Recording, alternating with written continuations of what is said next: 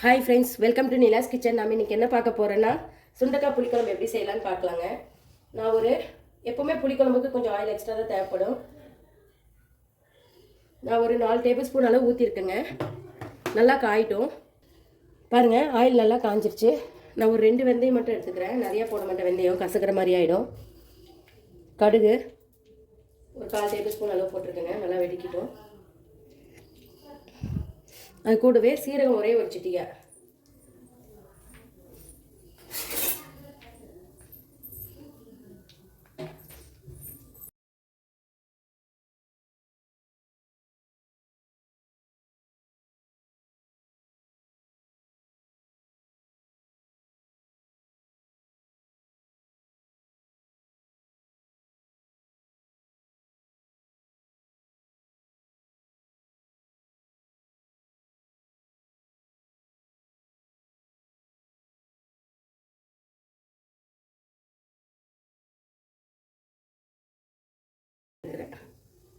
பாருங்க கடுகு நல்லா வெடிக்குதுங்க. வெந்தயமும் நமக்கு பொரிஞ்சிருச்சு, கலர் சேஞ்ச் ஆயிடுச்சுங்க.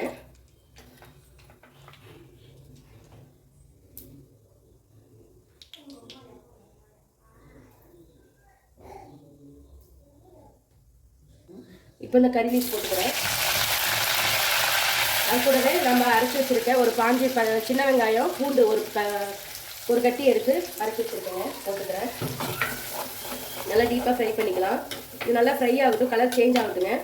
நான் ஒரு 3 தக்காளியை வாஷ் பண்ணி எடுத்துக்கோங்க. அதையும் நான் அரைச்சி எடுத்துக்கிறேன் மிக்ஸி ஜாரில். பாருங்கள், நமக்கு ஆனியன் வதங்கிட்டு இருக்கு.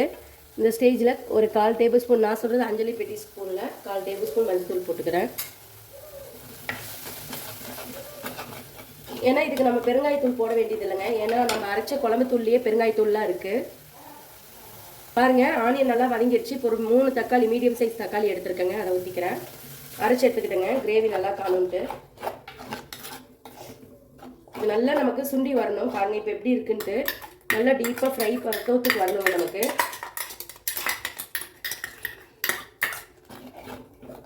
இது நல்லா ஃப்ரை ஆகட்டுங்க, பார்க்கலாம். இன்னும் கொஞ்சம் நல்லா ஃப்ரை ஆகணுங்க. ஆல்ரெடி சுண்டிடுச்சு, இன்னும் கொஞ்சம் நல்லா டீப்பாக ஃப்ரை ஆகட்டும். இங்கே பாருங்க, ஆயில் நல்லா பிரிஞ்சு வர ஆரம்பிச்சிருச்சு. இன்னும் ஒரு 2 நிமிஷம் நல்லா ஃப்ரை ஆகட்டும். ஒரு 2 நிமிஷம் ஃப்ரை ஆகட்டும். இல்லை, நான் வரமிளகாத்தூள் ஒரு 1/2 டேபிள் ஸ்பூன், வேறு எந்த மசாலாவும் நான் ஆட் பண்ணலைங்க. வரமிளகாத்தூள் 1/2 டேபிள் ஸ்பூனும், குழம்புத்தூள் வீட்லேயே அரைச்சி குழம்புத்தூளுங்க, அது ஒரு 3 டேபிள் ஸ்பூன். உங்களுக்கு இதோட லிங்க் வேணுன்னா நான் டிஸ்கிரிப்ஷனில் தரேங்க. 3 டேபிள் ஸ்பூன். நான் வேறு எந்த ஒரு ஐட்டமும் ஆட் பண்ணலைங்க. இதை நல்லா ஆயிலே ஃப்ரை பண்ணிக்கோங்க மசாலாவை. இந்த ஆயிலே நல்லா டீப்பாக ஃப்ரை பண்ணிக்கோங்க. ஆயிலில் ஃப்ரை பண்ணி அதோட பச்சை வாசம்லாம் நல்லா போயிடுங்க.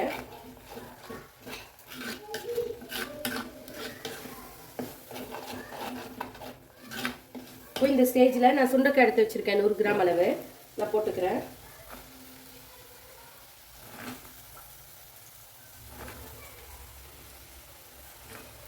நல்லா இந்த ஆயிலே சுண்டைக்காய் ஒரு 2 நிமிஷம் வதங்கணுங்க. அப்போ தான் இந்த கசப்பு தன்மை இருக்காது. இந்த ஆயிலே நல்லா வதங்கட்டுங்க.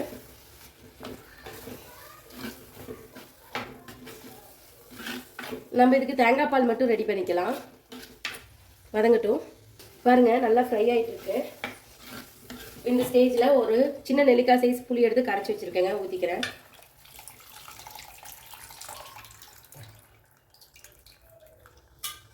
அவ்வளோதான், இது நல்லா கொதிக்கிட்டுங்க. இப்போ தேங்காய் பால் ரெடி பண்ணிக்கலாம்.